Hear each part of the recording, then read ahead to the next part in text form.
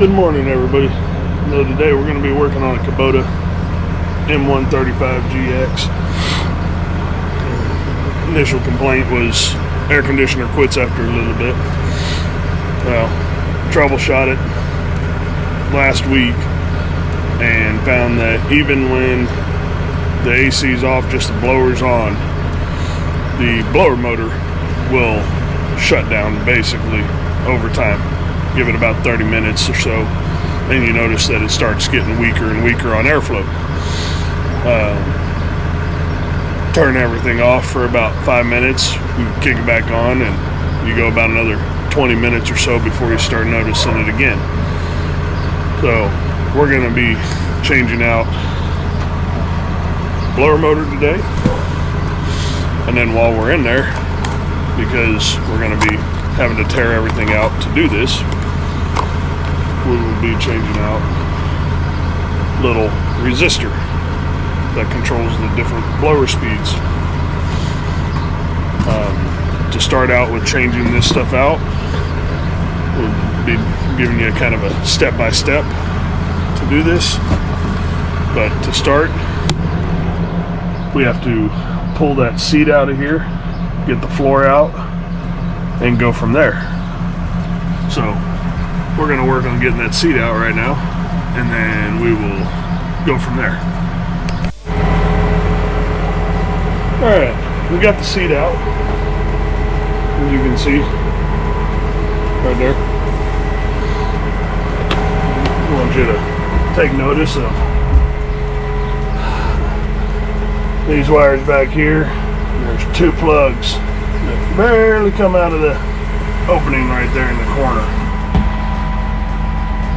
And those two plugs go to the armrest controls, and then these two plugs go to your compressor and whatnot for your seat. Now, gotta pull this floor pan out of the way. You can see, I'm gonna get that piece out of here, this piece out of here, and then that should expose the AC box. So, as you can see, I had to pull the park brake assembly out of the way, so that way this cable would come through that hole. Also had to pull the cabin air filter housing out of the way. So this little piece right here would clear. Now once you get this piece out of the way, there's your AC box. Blower motor sits right in there. Resistor is right there where the yellow wires are. Also need to note that to get this blower motor out of here, you'll need to pull the whole box out of the machine to take it apart to change the blower motor. So you'll have to recover your Freon, and then while you're at it, it'd be a good time to have a shop vac. Get in there and get anywhere mice might have made a nest, or as you can see on this specific evaporator, she's on the dirty side. So we're going to go ahead and clean it while we're at it. That will assist in airflow on this when it's all said and done. So we're going to go ahead and finish getting this AC box out of here. I've got the heater lines clamped off, keep them from leaking any coolant out. Well, they'll leak some, but keep it from leaking a bunch of coolant, I should say. So yeah, we'll get back at it. Alright, so we got the AC box out. There's the box. There's the top cover and everything, and a whole pile of little ass screws that need to come out to take this thing apart.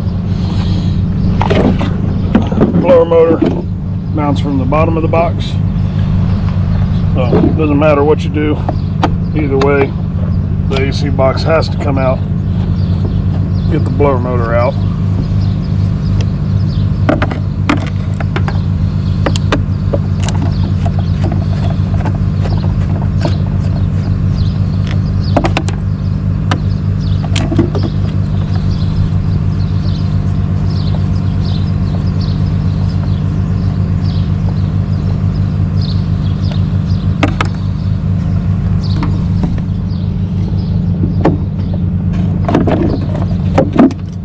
And voila, there's your blower motor. Like I stated before, right here is where the resistor mounts. So we're cleaning this whole AC box out. As you can see, the condenser is a little cleaner, still got some more cleaning to do. But we'll get it all cleaned up, get it put back together. Alright, did good. Not a single extra screw hole. Not a single one. That's what it should look like when it's all back together. Pull it out. Should look that way when you bring it out of there. Disconnect everything, all your wiring. Take all these little screws out. Pop all this top plastic off and bam. Now it's time to put her back in. Got the new resistor already in place. New blower motors in. Make sure you transfer your wiring harness. Do a little pigtail.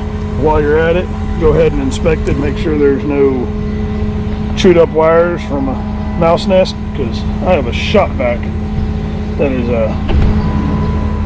is completely full of shit. Mainly rat nests and some broken glass. But yeah. Anyways, let's go ahead and get this box back in place. Get everything hooked back up. We'll pull a vacuum on the system and whatnot. Charge it back up with Freon and see how she does. Alright. As you can see, it's back in. Everything's hooked up to the AC box itself. Minus the intake filter for the cab air. But we're going to go ahead and just leave the blower motor on for about 30 minutes or so. See if it repeats the issue that it had prior to changing this out. While I had it all out, I vacuumed out below where the AC box was, made sure the AC box itself inside was cleaned out, checked wiring and whatnot, looked for any kind of issue since there was evidence of a rat nest in here. Did not see any issues that would lead to thinking it might have been just a wiring problem. While we got this going on, we're going ahead and pulling a vacuum on the system. As you can see, I know one of my other videos showed a set of digital gauges. The problem is those digital gauges, the couplers wouldn't fit where these will. It's never a bad idea to have a couple sets of AC manifolds, because you never know if you might need a couple sets. Anyways, pull a vacuum on it. 20 years ago, whenever I went through class for this stuff, they told us minimum 30 minutes. Basically, they also stated the longer you can pull the vacuum, the better. So, high humidity down here in South Texas, especially with the moisture and the rain and stuff we've been having lately, we're going to go ahead and just let it pull a vacuum for at least an hour, maybe longer. It'll be pulling a vacuum the whole time. We're putting the inside of the cap back together as well. So it could pull a vacuum for a couple hours. See what happens with this blower motor.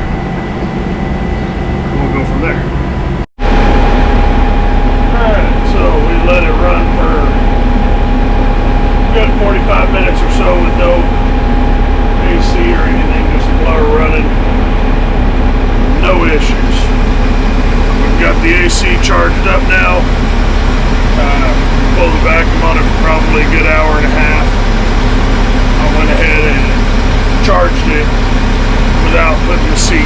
back in just yet because wanted to double check with the air conditioner running itself, make sure it wasn't going to do it even with the AC running, and our airflow is substantially better than what it was before. Currently we're reading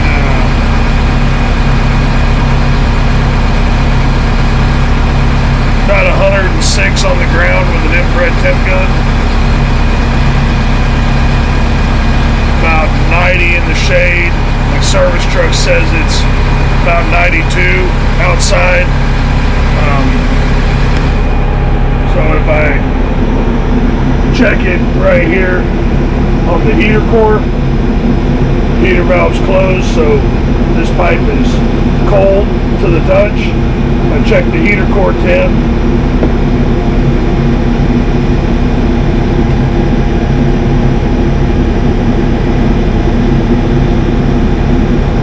We're looking at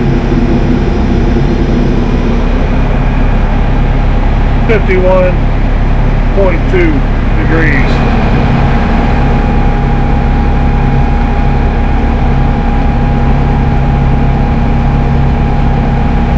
Check it out of the blower vent. As you can see, the temperature is just continuing to drop.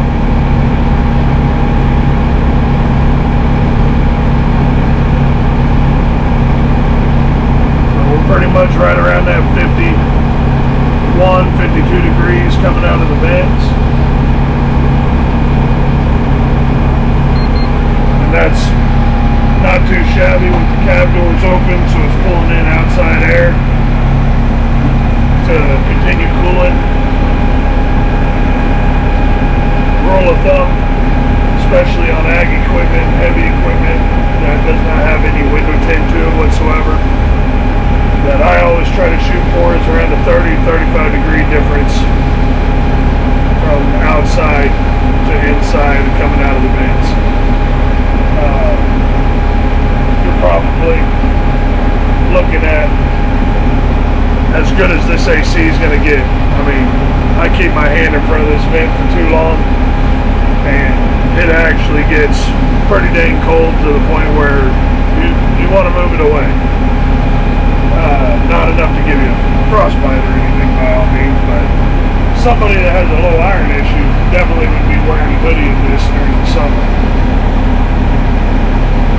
We're going to let it run for another 20 minutes or so, see what happens, and go from there. Hopefully everything works as should and we have no issues.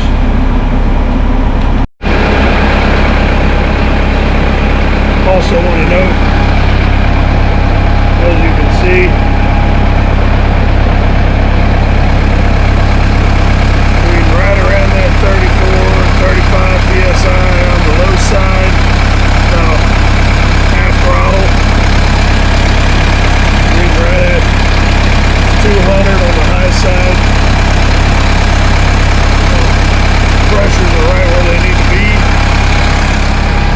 That's going to keep this thing running nice and cool during these 100-degree days. We still got August ahead of us, so it's going to get even hotter. It is very critical that the air conditioner is working in these closed cab tractors, because if you haven't ever ridden in one with no AC, it's not a pleasant sight. You'd rather be in a completely open cab tractor with just a shade over you versus being in a closed cab with the doors open. Very unpleasant. So, I'm going to get back at it, let it run for a little longer, make sure everything's working like it should, and we'll put the seat and stuff all back in and go from there. Alright, so another way to tell if your AC is working fairly efficiently is find the drain for the AC box and see how much water is running out of it. If it's barely dripping, then you could potentially have an issue of it trying to freeze up. But if it is dripping it, running out of there pretty decent, enough that it leaves a puddle on the ground after sitting in the same spot for a few minutes, and it's continually trickling AC's working pretty dang much to the peak efficiency that it can. When I say check for the dang leak on it, this one's directly under the center of the cab, so it's kind of a pain to see. But you can see on the ground that this thing is leaving a pretty good leak.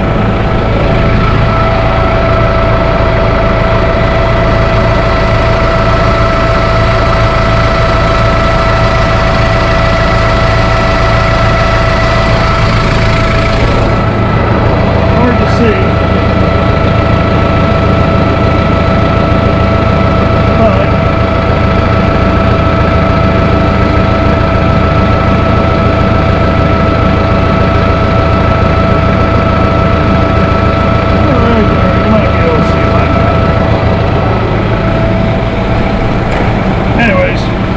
That's where it's at. Yeah, so if you see it leaking like that, you know your AC is working pretty dang good. Anyways, that wraps up this machine. It's ready to get back to work. We're gonna clean up, send it on its way. Y'all have a good one. Feel free to subscribe. We'll be posting more videos similar to this, as well as working on other scenarios of different machines. We'll get some troubleshooting videos in there to go with it. Anyways, y'all have a nice day.